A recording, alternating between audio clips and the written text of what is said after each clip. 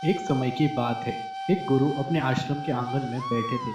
उनके पास दो जिज्ञासु शिक्षक भी बैठे थे, जिनके मन में भविष्य को लेकर कई सवाल थे। दोनों ही अपने जीवन में एक नई शुरुआत करना चाहते थे, लेकिन गुरु ने उन्हें जो सिखाया वह उन्हें पूरी जिंदगी याद रहा। पहला शिष्य गुरु से पूछता है, गुरु जी, मैं अपने पुराने शहर से ऊब चुका हूँ। वहाँ के लोग मुझे बिल्कुल अच्छे नहीं लगते। मुझे वहाँ रहना अच्छा नहीं लगता। क्या मुझे किसी नए शहर में जाकर बस जाना चाहिए? गुरु सोच में पड़ता है और शिष्य से उसकी पुरानी जगह के बारे में पूछता है। बताओ, तुम्हें अपने पुराने शहर के लोग कैसे लगे थे? गुरुजी, वह लोग ही रुखे थे। कोई भी मुस्कुराता नहीं था। सब अपने में व्यस्त और नाखुश रहते थे। मुझे वहाँ रहकर लगता था कि जिंदगी में कोई खुशी ही नहीं है। गुरु थोड़ा गंभीर होकर कहते हैं। तो फिर इस नए शहर में भी तुम्हें शायद ऐसा ही लगेगा। तुम जहाँ भी जाओ, वहाँ यही अनुभव करोगे। शिष्य उदास होकर वापस चला जाता है। पहले शिष्य को गुरु का जवाब सुनकर निराशा हुई। उसे लगा कि शायद नए शहर में भी उसे वैसे ही समस्या का सामना करना पड़ेगा। वह चुपचाप वहां से चला गया। दूसरा शिष्य गुरु से पूछता है। गुरुजी, मैं सोच रहा हूँ कि नए शहर में बस जाऊँ। वहाँ नए लोग से मिलूंगा, नई जगह देखूंगा। मुझे यह अच्छा लगता है। तुम्हें अपने पुराने शहर के लोग कैसे लगते थे? गुरुजी, मेरे पुराने शहर के लोग बहुत अच्छे थे। वहाँ के लोग मिलनसार और खुश मिजाज थे। मैंने वहाँ बहुत अच्छे दोस्त बनाए और जिंदगी बहुत खुशहाल थी।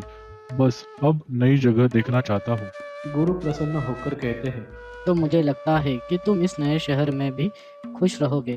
तुम्हारा अनुभव भी वैसा ही होगा जैसे तुम्हारे मन में है। दूसरा शिष्य बहुत खुश होकर वहां से चला जाता है।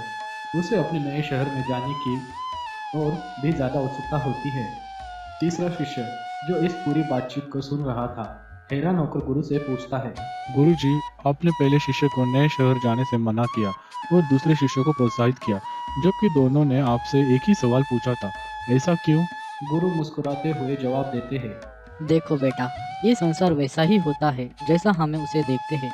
पहला शिष्य अपने अंदर निराशा और गुस्सा लेकर घूमता है। उसे हर जगह वही नकारात्मक नजर आती है, जबकि दूसरा शिष्य खुश मिजाज और सकारात्मक है। इसलिए उसे दुनिया अच्छी और दोस्ताना लगती है। हम जैसे विचार और भावनाएं रखते हैं, दुनिया हमें वैसी ही दिखाई देती है। गुरु का यह जवाब सुनकर शिष्य समझ गया कि असल में हमारी दुनिया वही होती है जैसे हमारा नजरिया होता है। अगर हम अपने अंदर सकारात्मकता और खुशी रखें तो दुनिया भी हमें वैसी ही दिखेगी, और अगर हम मन में नकारात्मक और गुस्सा होगा तो हमें दुनिया हर जगह बुरी ही लगेगी। दोस्तों, इस कहानी से हमें यह सीखने को मिलता है कि हमारी सोच और हमारे विचार ही हमारी दुनिया को आकार देते हैं। अगर हम अपने मन को शांत और खुश रखें तो हमें हर जगह अच्छे अनुभव मिलेंगे, लेकिन अगर हम अपने मन में नकारात्मकता रखें तो हमें हर जगह नकारात्मकता ही दिखाई देगी। इसलिए हमेशा अपने दिल में प्यार, खुशियाँ और सकारात्मकता बनाए रखें, क्योंकि असल में असली खुशी किसी के स्थान में नहीं बल्कि हमारे अंदर होती है।